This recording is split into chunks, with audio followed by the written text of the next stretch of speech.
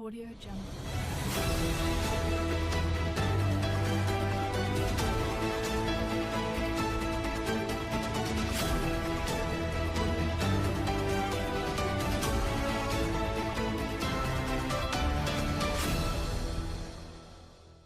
Audio Jungle. Bareilly के नवाबगंज तहसील परिसर में जातिवादी होमगार्ड वीर बहादुर गंगवार और रामपाल गंगवार द्वारा ग्राम बहोरनगला के चौकीदार वीरेंद्र धानुक को भाजपा की नीतियों का विरोध करने पर जान से मारने के उद्देश्य से सरकारी राइफल की बट से बुरी तरह पीटने और जूते से चेहरे को कुचला। इस अमानवीय घटना के विरोध में एसएसपी बरेली से मिले अपराधियों पर कड़ी कार्यवाही और जेल भेजने की मांग के पूर्व मंत्री समाजवादी पार्टी भगवत शरण गंगवार जी ने इसकी निंदा की और दोषियों कड़ी कार्रवाई होना चाहिए। समाजवादी प्रत्याशी लोकसभा 25 प्रवीण सिंह गैरन ने अपनी बात रखी और वही आम आदमी पार्टी की तरफ से एडवोकेट सुनीता गंगवार जी आदि लोग मौजूद रहे। तुम चुनाव से क्या मतलब है? ये चुनाव से बातें कर रहे हैं तो बोले तूने वोट क्या दिया अभी चौकीदार?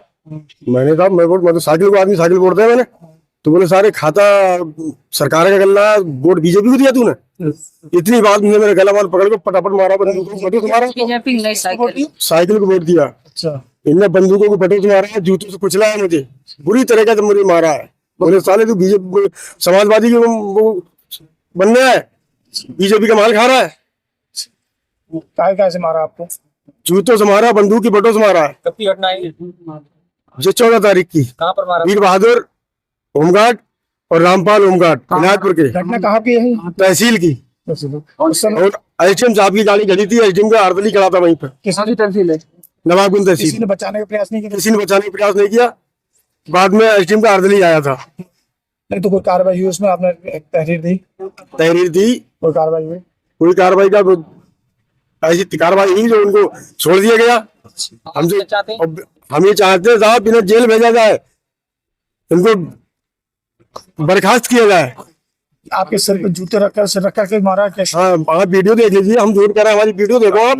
जिस स्थिति में हमारे लिए कुचला है वो स्थिति देख लीजिए हमारी। होमगार्ड वालों ने आरोप लगाया है कि आप बाइक गलत जगह खड़ी कर दी थी, उसको हटवाने के लिए आपसे कहा। हमारी तहसील में जितने भी आज हमारे गांव में जाके पूछ लो, हमारे घर में बाइक नहीं है, बाइक चलाना नहीं आती साहब, तो हम बाइक कहाँ से सीख लेंगे, कहाँ से बाइक चला लेंगे?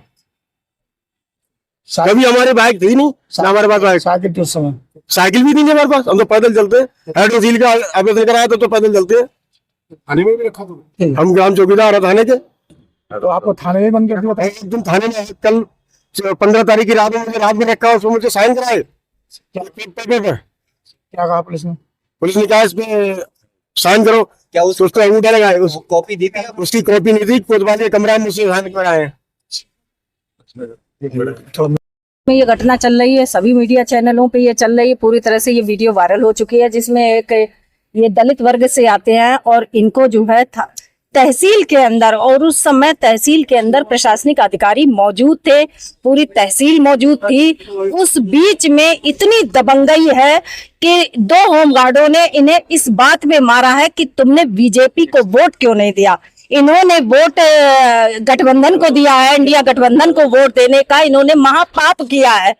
यानी कि बीजेपी सरकार में ये हो गया है दबंगई कि वोट जो है आपको बीजेपी को ही देना है।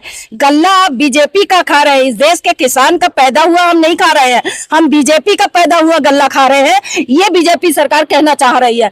और ये एक घटना जो घटी है सरेआम, इनको जो है जूतों से, बंदूक की बट से और डंडे से मारा है, इस वीडियो में साफ साफ दिखाई दे रहा है। और उस वीडियो में नवाबगंज तहसील के एसडीएम साहब का अर्दली भी है जो बीच बचाव करता हुआ दिखाई दिया है, मैंने भी वो वीडियो दे दी।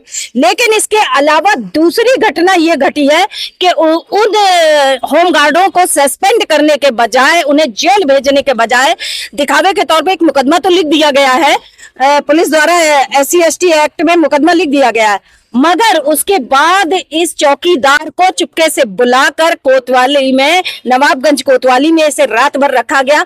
और इसने बताया कि करीब 11 बजे रात को इसे बुलाया गया था और सुबह 10 बजे छोड़ा है। 11 बजे से 10 बजे के बीच में जो भी इसके साथ हुआ है वो ये जानता है। और इसके अलावा वहां पर एक पेपर में इससे साइन कराया गया। ये पढ़ा लिखा व्यक्ति नहीं है, ये उसको पढ़ नहीं सकता था, तो इसने शायद ऑब्जेक्शन भी किया था कि मुझे बताइए इसमें किस पे आप साइन करा रहे हैं। तो इसे रफली ऐसे ही पढ़ के सुना दिया। जो इसकी समझ में इतना घबराया हुआ व्यक्ति था, दबाव बनाकर, वहां प्रशासनिक अधिकारी भी मौजूद थे, वो दोनों होमगार्ड भी वहां मौजूद थे, और उन दो सबकी मौजूदगी में इससे एक पेपर पे साइन कराया गया, जो कि इसे अभी तक नहीं जानकारी है कि हमसे किस पेपर पे साइन और क्या लिखा था उसमें। तो ये एक तरह का क्राइम हो गया है कि प्रशासन द्वारा, शासन द्वारा, कि उसको चुपके से पीड़ित को ही रात भर थाने में रखा गया है। अब यहाँ पर कानून व्यवस्था ये हो गई, जो पीड़ित होगा, जो मुंह खोलेगा, जो आवाज उठाएगा, वो सबसे बड़ा गुनहगार है। तो अब मैं बीजेपी सरकार को मैं ये बताना चाहती हूँ कि इस तरह की दबंगाई और संविधान को खत्म करने की नीति अब नहीं चलेगी। चाहे इसके लिए लोगों को सड़कों पर निकलना होगा, निकलेंगे लोग, क्योंकि यह सुरक्षा का मामला है। इससे सभी लोग भयभीत महसूस कर रहे हैं कि कल हमारे साथ भी यह घटना घटेगी, तो इसी तरह से हमारे साथ भी होगा। हमारी रिपोर्ट लिखने के बजाय हमारे ऊपर ही दबाव बनाया जाएगा, हम ही को धमकाया जाएगा। ये चल रहा है। मामला बहुत गंभीर है। रस्सी जल गई और ऐट नहीं गई है, ये हिसाब है बीजेपी का। बीजेपी के लोगों का खुला तांडव जिस तरीके से हो रहा है चौतरफा, वो बहुत ही विचारणीय है। और हम लोग कप्तान साहब को यही बात कहने आए हैं कि तहसील और थाने का प्रांगण एक है, और वहाँ किसी व्यक्ति की, और वो भी चौकीदार हो थाने का, उसकी पिटाई थाने के ही होमगार्ड करे, इससे ज्यादा खराब और कोई बात नहीं हो सकती। ये थाने नहीं गया, घर चला गया था पिट के, फिर इंस्पेक्टर साहब ने बुलाया और इसकी एफआईआर भी लिखी गई। उनके अंदर मानवता और नैतिकता जागी और इस बुलाया था और उनको कमजोर दलित जो चौकीदार के रूप में काम कर रहा है, उसे बोलने के अधिकार के ऊपर सिर्फ उसने अपनी राय व्यक्त करी। संविधान ने अपनी राय, अपनी बात कहने को की आजादी दी है। जाने कौन कौन से नेता क्या क्या अनर्गल बातें करते रहते हैं। बड़े बड़े नेता बोलचाल की, बोलने की आजादी के नाम पर जाने क्या क्या करते रहते हैं। देश के खिलाफ बोलते रहते हैं, कॉन्स्पिरेसी करते हैं, चरित्र हनन करते हैं। और एक आदमी ने अपनी राय रखी कि भाई ये है, इसमें इंडिया गठबंधन अच्छा है, फला पार्टी अच्छी है। ये तो लोकतंत्र की एक जान है, अपनी आवाज को जाहिर नहीं कर सकता। तो उसमें इतना ज्यादा अहंकार, इतना घमंड सरकारी कर्मचारी के रूप में, होमगार्ड के कर्मचारी के रूप में। और उसपे तुर्रा ये कि अगर इनको मोदी सरकार को ईवीएम में घपले पे अगर भरोसा नहीं है, उसके बाद भी चुनाव, अभी कई चरण बाकी हैं, और ये पूरे देश में वीडियो चल रहा है, पूरे देश में वीडियो चल रहा है ये। और उसके बाद भी इनकी इतनी हिम्मत है, इस सरकार की इतनी हिम्मत है, केंद्र सरकार की और यूपी सरकार की, कि वो इतनी जरूरत कर रहे हैं, इतना घमंड उनको है कि कोई कार्रवाई नहीं कर रहे। पूरा देश जिस घटना को देख रहा है, जिसकी भर्त्सना कर रहा है, जिसको धिक्कार रहा है, ये मोदी जी को भी धिक्कार रहा है, योगी जी को भी धिक्कार रहा है, उस पर इनको इतना भरोसा है कि साहब चुनाव के बीच में, अगर चुनाव के बीच में ये हाल है, तो अगर चुनाव हो जाएगा तो ये क्या करेंगे, तो ये दलितों के साथ क्या करेंगे, ये कमजोर वर्ग के साथ क्या करेंगे। चाहे वो कमजोर वर्ग सवर्णों का हो, चाहे पिछड़ों का हो, चाहे दलितों का हो, चाहे अल्पसंख्यकों का हो, हर एक के साथ अन्याय की ये चेतावनी है।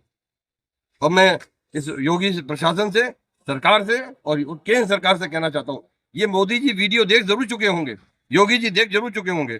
अब वक्त है कि आप कार्रवाई करिए, सख्त कार्रवाई करिए, और एक नमूने के तौर पर पूरे देश को पता चलना चाहिए कि सरकार गूंगी बहरी नहीं है। सरकार अंतिम समय में, अपने अंतिम चरणों में तो कम से कम कुछ तो शर्म करे, कुछ तो काम करे और कड़ी सजा दे तुरंत, नमूने के तौर पर, ताकि किसी और की हिम्मत ना हो गरीबों के ऊपर इस तरह का अत्याचार करने के। धन्यवाद।